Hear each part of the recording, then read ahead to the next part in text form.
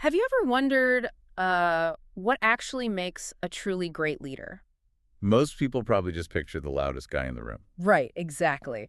If you pause and picture an effective executive or a legendary team captain right now, you probably conjure up that archetype, the one giving the fiery table-pounding speeches. The one demanding absolute attention the second they walk through the door. Yeah. But today's deep dive reveals a completely different and arguably much more effective blueprint for leadership. We are looking at the life, the career, and the management philosophy of Joe Sakic. Affectionately known as Burnaby Joe, or Super Joe. Super Joe, yep, one of the greatest captains in National Hockey League history. But our mission today isn't just to list off his stats, we're really tracing how a quiet kid from British Columbia evolved into a mastermind executive. And what that journey teaches us about emotional calculus, organizational psychology, and really the immense power of quiet resolve, because this completely transcends a standard sports biography. It really does. What we are looking at is a masterclass in stoicism and long-term strategic thinking. The methodologies Sakic utilized to manage his locker rooms, and later to navigate the ruthless environment of a front office boardroom, they directly apply to the high-stakes environments you navigate in your own career. It's about learning to neutralize chaos rather than adding to it, and we're going to dissect exactly how he managed that, from his most unpredictable triumphs to the deeply tragic setbacks that shaped him early on. Right, which really requires starting at the foundation. Yeah, let's start there. Sakic was born in Burnaby, British Columbia. His parents, Mirjan and Slavica, were Croatian immigrants, and he actually grew up speaking Croatian at home. He didn't even learn English until kindergarten. Right. And when you consider his famously observant, quiet leadership style later in life, you really have to wonder how much of that was rooted in having to listen and interpret a new language before speaking as a kid.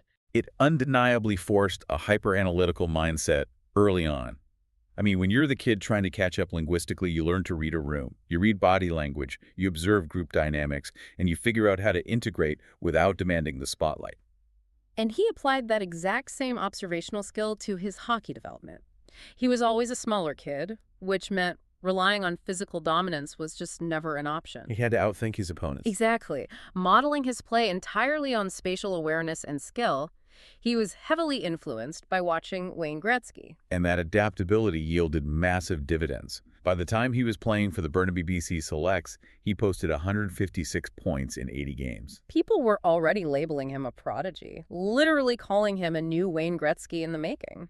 But the narrative of the unstoppable rising star came to a devastating halt. And we really need to pause and examine this moment because it completely reframes who he became. It's a sobering pivot. It is. In December of 1986, Sakic was playing junior hockey for the Swift Current Broncos in the Western Hockey League. On the night of December 30th, the team bus was traveling down the highway toward Regina. The weather was horrific, the bus hit black ice, and it crashed. Yeah? Sakic walked away physically unharmed, but four of his teammates, Trent Kress, Scott Kruger, Chris Mantica, and Brent Ruff, they were killed. The psychological weight of that event just cannot be overstated. When a 17-year-old survives a trauma of that magnitude, carrying the immense burden of survivor's guilt, it forces a profound internal shift. And what's most telling about Sakic's character is how he processed it, right? Exactly. He didn't seek out cameras. He didn't make grand performative declarations about dedicating his life to his lost teammates. He internalized the grief completely. In fact, he famously declined to speak about the crash publicly for almost his entire playing career. But the internal shift was clearly visible in how he carried himself afterward. I mean, he was a teenager, yet he immediately became the undisputed emotional anchor of that traumatized locker room. That is the genesis of his Stoic leadership model. He learned at an incredibly young age that true strength in a crisis isn't about vocalizing your distress. It's about providing a steady, unshakable presence for the people around you who are falling apart. He channeled an unimaginable trauma into a singular, quiet focus. He did. The following season, he went out and tied for the league scoring title with 160 points. He won the WHL MVP award.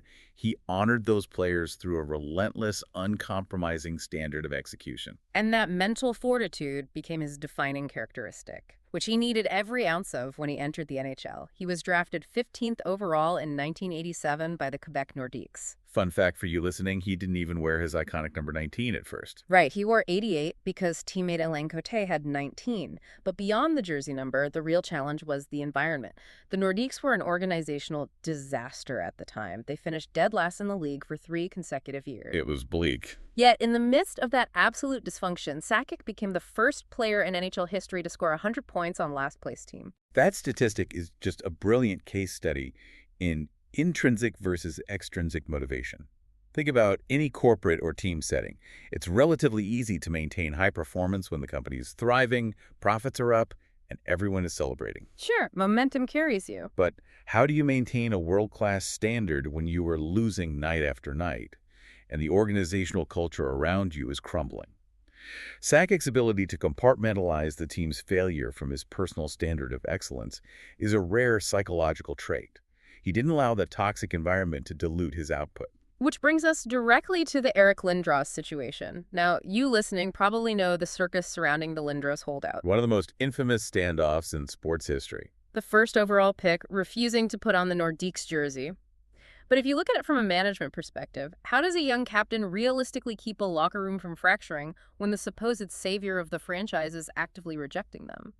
Did Sakic just ignore the media frenzy? He didn't ignore it, but he completely neutralized the toxic leverage Lindros was holding over the organization.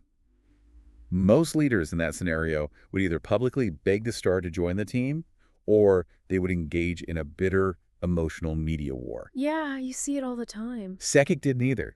He established an uncompromising cultural baseline. His public statement was simple. He said, "We only want players here who have the passion to play the game. He's not here, and there are a lot of others in this locker room who really care about the game." It sounds so simple on the surface, but the underlying management theory there is incredibly effective. It's addition by subtraction. Exactly. He was signaling to his management and his roster that catering to a reluctant top performer is inherently destructive to organizational culture. He removed the anxiety from the room by redefining the holdout not as a loss, but as a filter. If you don't want to be here, you don't belong here. Right. And the result? The front office eventually traded Lindros for a massive package of players, most notably Peter Forsberg, who completely transformed the franchise. Right. The lesson for you when dealing with talent that refuses to align with your culture is to stop wasting energy trying to convince them. Protect the culture for the people who are actually committed to the work. And that philosophical shift eventually culminated in a championship. In 1995, the franchise relocates to Denver. They become the Colorado Avalanche. And in their very first season, Sakic leads them to the Stanley Cup. Just an incredible inaugural run. He puts up 34 points in 22 playoff games, wins the Conn Smythe Trophy for playoff MVP, and is universally recognized as elite. But the financial realities of the league at that time nearly derailed the entire dynasty in the summer of 1997. The restricted free agency drama. Right. Because of the rules back then, opposing teams could offer massive contracts to players, and the home team had a strictly enforced 7-day window to match the exact financial terms, or they lost the player entirely. And the New York Rangers saw blood in the water. They sure did. They saw that the Avalanche had heavily invested in other stars and were severely lacking in liquid cash. So the Rangers targeted Sakic with a predatory 3-year, $21 million offer sheet. And the poison pill in that offer wasn't just the total amount, it was the structure. The Rangers front-loaded it with a $15 million signing bonus that had to be paid almost immediately. They knew the Avalanche's ownership group, ComSat, didn't have $15 million in cash sitting around to write that check within a week. It was a brilliant, cutthroat executive maneuver by New York. Colorado was scrambling. They were literally days away from losing their franchise captain because of a cash flow technicality. I know you've looked into how they managed to salvage this. Walk us through the mechanism that actually kept Sakic in Denver. It is one of the most surreal corporate lifelines you will ever hear. I love this part. As you mentioned, the ownership group, ComSat, had diverse investments, one of which was a film production division. At that exact moment in the summer of 1997, they had a movie hitting theaters. That movie was the Harrison Ford action thriller, Air Force One. It sounds like a Hollywood script in itself. It really does. Air Force One became a massive, runaway, global blockbuster. The sudden, overwhelming influx of box office profits provided ComSat with the exact liquidity they needed.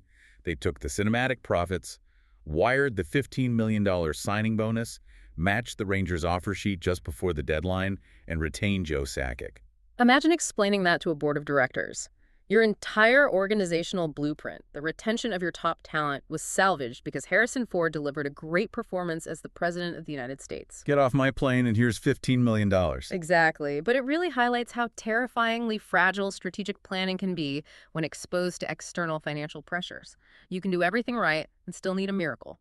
It proves that no matter how airtight your internal culture is, you're always at the mercy of broader market dynamics, or in this case, global box office receipts. But while his contract was saved by Hollywood, his reputation among his peers was entirely self-made, particularly in how he handled setbacks on the international stage.